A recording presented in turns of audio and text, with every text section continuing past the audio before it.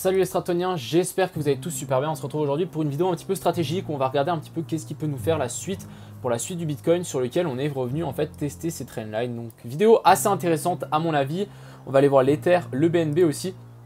Et puis la petite liste ici, donc 2-3 alts assez intéressantes. On a TLM qui prend 20% d'un coup, de une position que j'ai sur Dodo, etc. On va regarder un petit peu ça. Et puis on est tout de suite parti. J'espère qu'elle vous plaira, n'hésitez pas à mettre un like, à vous abonner si ce n'est pas déjà fait. Et puis on est parti. Donc, let's go. On est tout de suite parti ici, donc pour le Bitcoin qui nous prend 1,45% d'un coup. On est revenu en fait tester cette trendline ici plutôt magnifique, vraiment magnifique retest sur lequel on est revenu ici. Ensuite, méga bougie, on fait un peu une sortie un petit peu par le bas. Ici, j'ai un peu paniqué, on va dire, parce que je vais vous montrer pourquoi j'ai un peu paniqué. C'est très simple. Tous les jours, vers environ 15 heures, donc voilà, 15h30 ici, tous les jours, hein, environ vers 15h, ça doit être par ici. Chaque fois, c'est l'ouverture de Wall Street, on a un dump. Donc ici, il y a eu un dump. Ici, il y a un dump. Ici, ça doit être aussi 15h. Donc voilà, 16h, 15h, c'est ici. Ensuite, on a eu un dump. On a eu 15 heures ici, on a eu un dump. Donc environ chaque jour, on a un dump à partir de 15 heures, c'est à l'ouverture de Wall Street. Et là, je me suis dit, oh non, encore un, parce que moi j'ai essayé de sniper ici le bottom avec les trendlines. On a fait le deuxième, finalement ça s'est bien passé. On a pu, du coup, on est revenu chercher donc ces 0,618 et on a pile poil rebondi sur la trendline. Et là, on moon. Donc pour moi, le piège est en train de parfaitement se mettre en place. Là, il y a des gens qui sont en train de FOMO. Il y a des gens qui sont en train d'acheter massivement et c'est clairement le but. On revient là-dessus, on monte et du coup, maintenant, il faudra se préparer, à mon avis, donc pour le prochain crash et du coup, la traverse qu'on traverse en fait cette zone ici de cette petite trendline. Et qu'ensuite on vienne cracher, qu'on aille venir chercher vers la zone des 40-41 000, bien évidemment. C'est un petit peu le prochain objectif ici. Plusieurs options, ce qui s'offre à nous, à mon avis, c'est soit on monte vers la zone ici des 51 000 et ensuite on redescend, on vient chercher en même temps la zone des 0,618 de la toute, donc ces zones de rechargement de short de tout ce mouvement-là. Ou on vient chercher la zone des 0,618 de ce petite baisse ici. Je vais vous mettre un petit fibo. Donc voilà, un retour par là vers la zone des environ, je vais dire exactement sur les futurs, 49 263, donc arrondissez même à 49 300 ou 49 250. Pourquoi parce qu'en fait on n'est clairement pas à l'abri, on commence à avoir des divergences de partout.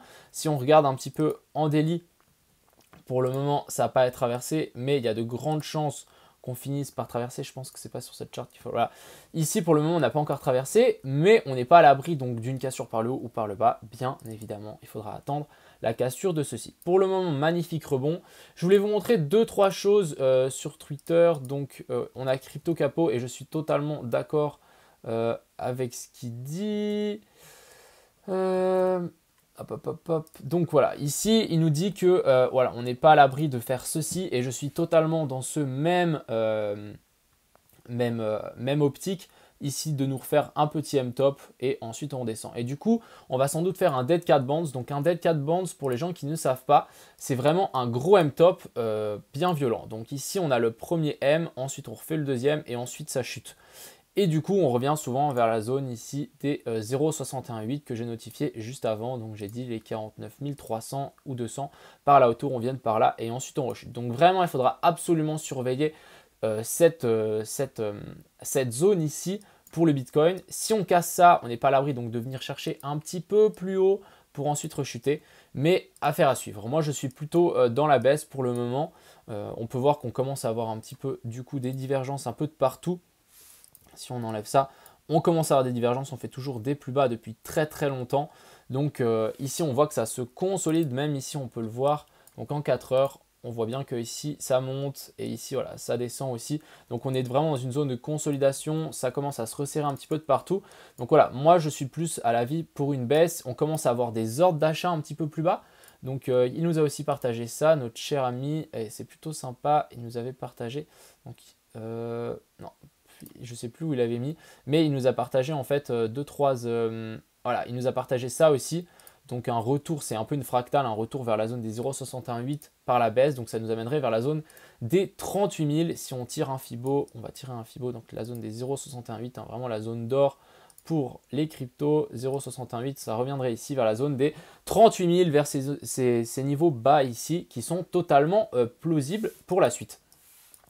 Donc faites très attention à vous, je ne vais pas rester longtemps en position longue ici et ensuite on attendra bien évidemment une cassure de cette trendline pour nous enclencher le mouvement. Ensuite on va parler de l'Ether, donc l'Ether qui a été sauvé, mais à la petite, vraiment ça a été sauvé, mais ici on peut le voir, on avait cette zone de support sur laquelle on était revenu. On est venu retester d'ailleurs ce petit W, petite zone de support et pour le moment qui a tenu, on fait un beau ravalement haussier. Donc ici on voit qu'on est clairement dans une zone de distribution. On commence à stagner, on a du mal à monter un peu plus haut, donc ici voilà, on commence à être dans un range, une cassure par le bas pourrait nous ramener bien plus bas, et si le BTC crash à 38, voilà, le Bitcoin on pourrait clairement revenir vers la zone des 2400. Ensuite on a le BNB qui est très intéressant, il est clairement on fire lui. Il nous a fait un petit W des familles, on est reparti, on peut mettre un petit peu mon indicateur qui m'a bien fortement aidé. Donc moi je suis rentré pile poil ici, j'ai vu qu'il y a eu un point vert et un point blanc quand c'est recraché, je me dis ok c'est l'opportunité qu'il me faut. Je suis rentré là, donc magnifique. Maintenant ce que j'attends pour le BNB et ce que je pense qui peut clairement arriver, c'est qu'on va sans doute venir faire un nouveau plus haut ici et le RSI va pas forcément suivre, on aura une divergence baissière qui pourra se former, donc il faudra faire très attention avec ce genre de patterns qui vont arriver par la suite et ça nous permettra aussi de lancer le projet IMO. Ensuite, on a le CLV qui est revenu dans ma zone d'achat, on est revenu chercher la zone des 0,68, donc lui plutôt assez encourageant. On repète cette trendline donc par le haut ici qui a été magnifiquement pété, pan, et là ça part instant. Bien évidemment, les cryptos sont repartis quand le Bitcoin repart. Ensuite, on a CTK. Alors, je crois que lui, il m'a été demandé. Ouais, il m'a été demandé le petit CTK. Donc, ce qui est assez intéressant, c'est que on a fait un beau crash. Ici, belle stabilisation, beau range. On latéralise dedans. Ensuite, on casse par le haut, petit pullback. On continue à monter.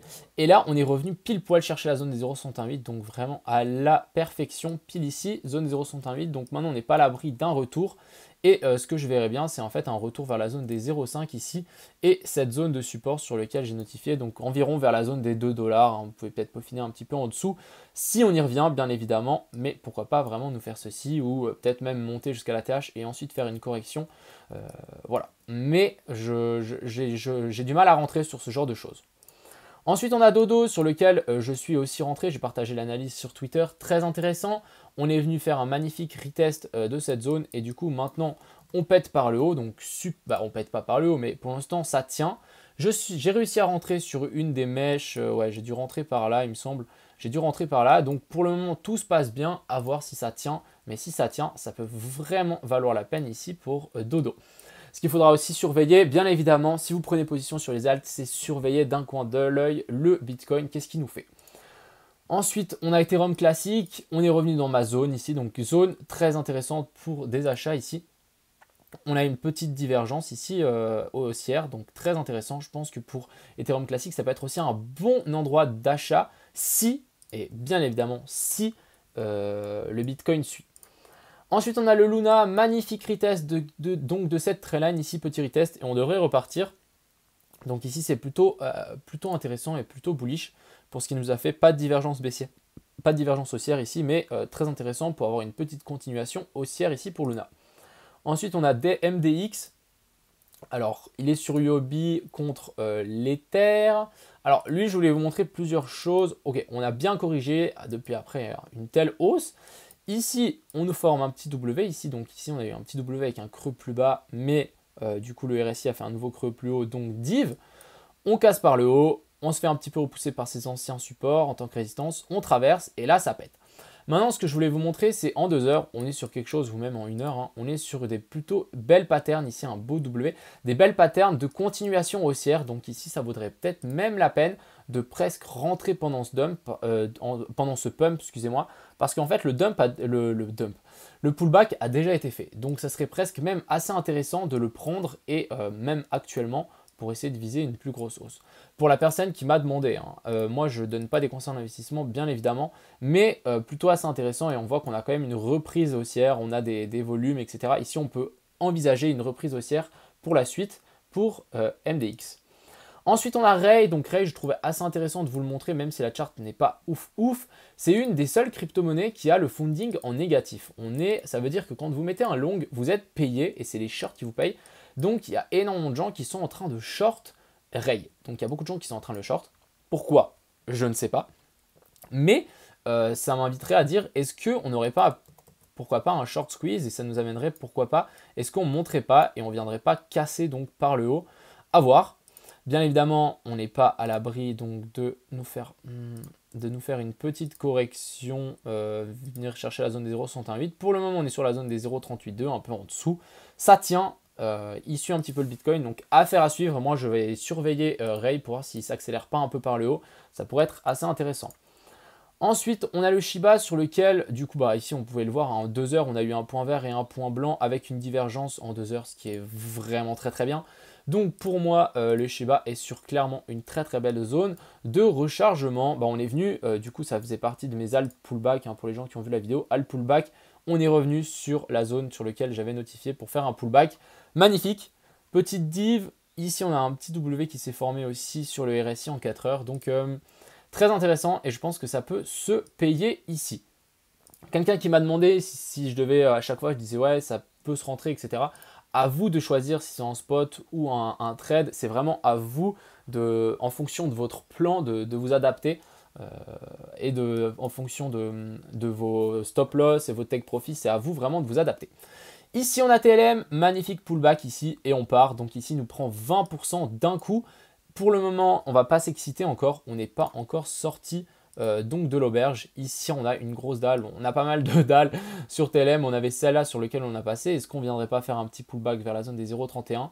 Sinon, on a celle-ci, donc vers la zone des 0,34. Et après, on a le top ici à venir casser. Si on casse ça, c'est open bar pour toutes ces targets là-haut. Donc voilà, on va faire le petit débrief. On va revenir sur le Bitcoin juste pour vous montrer un petit peu ce qu'on a un petit peu parlé. Petit retour, entre guillemets, un petit récap. Alors, plusieurs récaps. On a premier pump, on vient chercher la zone des 0,618, on se fait rejeter. On va sans doute faire un petit peu rejeter actuellement. Là, on est sur la zone des 0,382, c'est une zone normale. Pourquoi pas venir remonter là et ensuite on rechute. Ça nous ferait donc notre fameux M-top.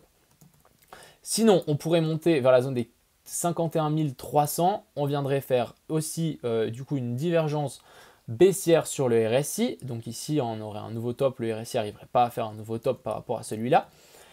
Ce qui nous amènerait aussi à pourquoi pas avoir une descente et on reviendrait tester aussi la zone 0,618. Soit on arrive à monter un peu plus haut vers la zone des 57 000, 58 000 et ensuite on se retourne.